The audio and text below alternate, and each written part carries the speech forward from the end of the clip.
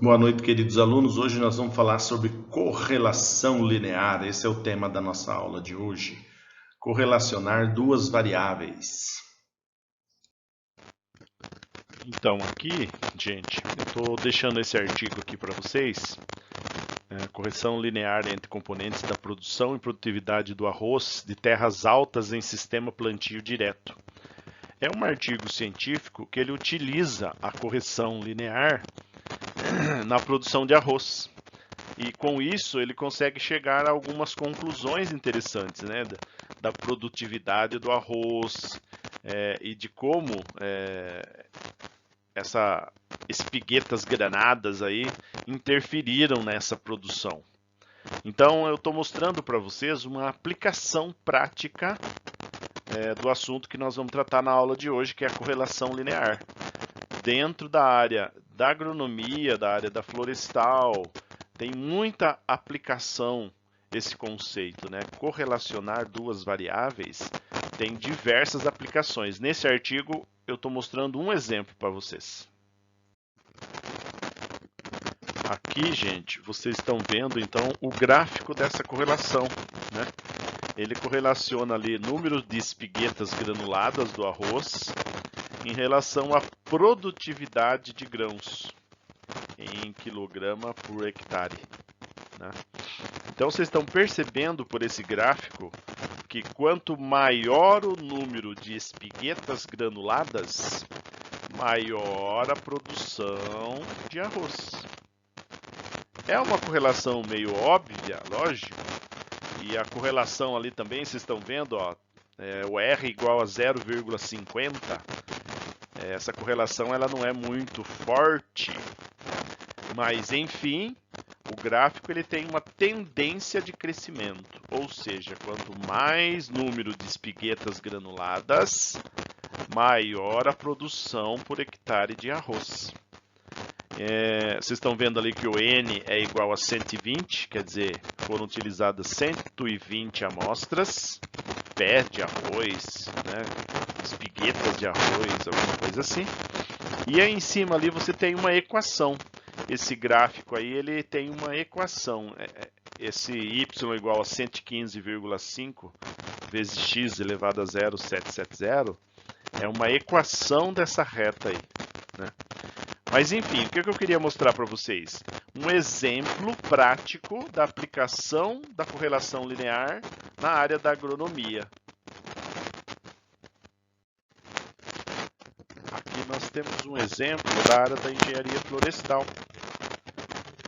Uma correlação entre a altura total da árvore e o diâmetro na altura do peito, o DAP, que é mais ou menos 1,30 m do solo. Então, o que a gente percebe? Quanto maior o diâmetro da altura do peito da árvore, mais alto.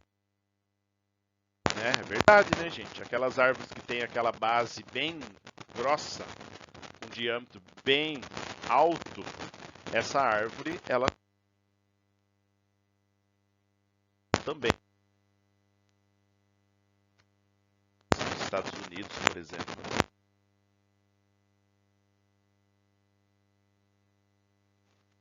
Correlação entre o diâmetro da altura do peito e a altura total da árvore, ela é uma correlação positiva, como vocês observam aí, né? Ou seja, quanto maior o diâmetro da altura do peito, maior a altura da árvore. Então, esse é um outro exemplo na área de florestal que a gente pode usar aí a correlação linear.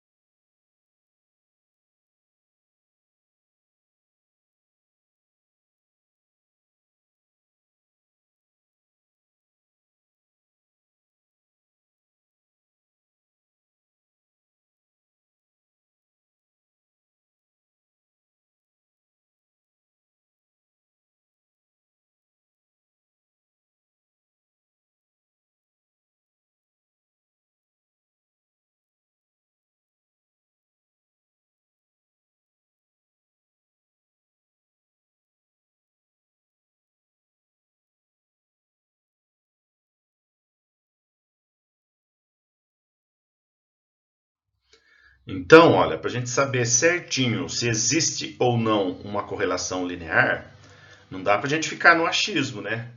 Não dá para a gente ficar analisando um gráfico lá de dispersão e falar assim, ah, eu acho que tem correlação entre essas duas variáveis.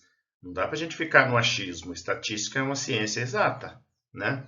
Então, estatisticamente, o que a gente faz para comprovar que tem uma correlação entre duas variáveis? A gente faz os cálculos e calcula o coeficiente de correlação entre essas variáveis, o coeficiente chamado de R. Né? Achando esse coeficiente, daí a gente afirma com certeza, com base na ciência, com base nos números, com base nos dados da pesquisa que você levantou, daí você fala, olha, existe uma correlação fraca, existe uma correlação média, existe uma correlação forte, muito forte, ou até perfeita entre essas duas variáveis. Ou também não existe, né? Se for um número muito baixo, uma correlação bem fraca, você pode falar assim, olha, pelos dados estatísticos aqui, não tem correlação entre essas duas variáveis aí que está sendo analisada. Né? Então, estatisticamente, a gente faz umas contas, né? Aí do lado estão todas as fórmulas que a gente vai usar para a gente calcular esse coeficiente de correlação entre as duas variáveis. Bom, então, como que faz essa pesquisa, né? Como que a gente calcula isso? Então, durante um tempo, você analisou uma pessoa de 63 anos de idade. Você mediu lá quanto tempo, quantas horas de exercício físico ela fez. Você fez os exames lá de HDL, que é o colesterol bom, por exemplo, durante esse tempo. E foi medindo, né, as horas de exercício que ele fazia e media o HDL dele. As horas de exercício, media o HDL. E assim você tem um banco de dados, né, que está aí nessa planilha. Como que a gente faz para calcular? Primeira coisa, olha, primeira coluna lá. Eu pego o valor de X, que são as horas de exercício, e multiplico pelo HDL, colesterol dele. Então eu multiplico 42 vezes 2, que dá 84. Depois eu pego o valor de X e elevo ao quadrado. O valor de X é 2. 2 ao quadrado, 4. Depois eu pego o valor do Y e elevo ao quadrado. Y é o HDL, 42 ao quadrado, 42 vezes 42, 1764. E daí eu venho e somo lá embaixo, olha, somatório dos valores de X. Somo todos esses valores aí, dá 26. Pego 26 e elevo ao quadrado, 676. Né? Então, eu faço todas as continhas, multiplico, elevo ao quadrado X, elevo ao quadrado Y, e depois eu somo os valores da coluna, e aqui no X e no Y eu elevo ao quadrado. Muito bem. Feito isso, então, feito todas essas contas, eu tenho esse resultado aí, né? Agora, olha, para eu calcular o valor do R, eu vou utilizar esses valores finais aí da tabela, tá? Eu vou utilizar esses resultados aí do final da tabela. É isso que me interessa agora, que a gente vai usar nos cálculos ali da frente, tá?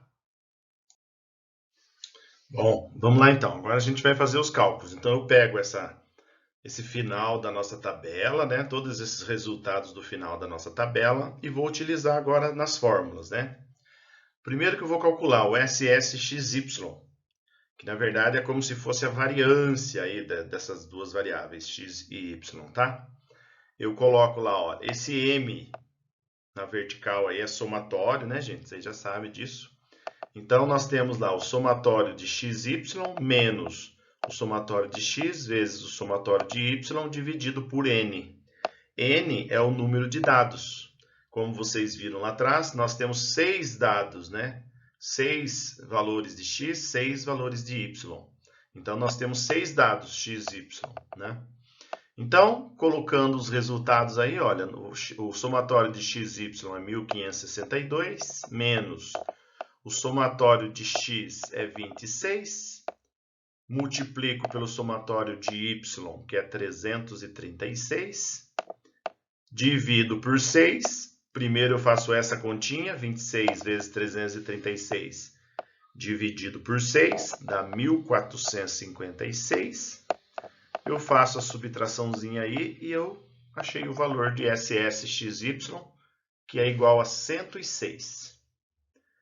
Embaixo, no SSXX, aqui, gente, tem que prestar atenção, muita atenção, viu?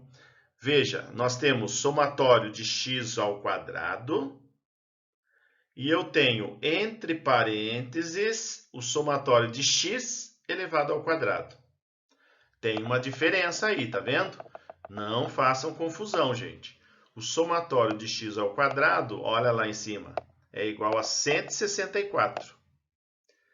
E o somatório de x ao quadrado entre parênteses, somatório de x elevado ao quadrado, olha lá, é igual a 676. Isso dividido por 6 dá 112,67.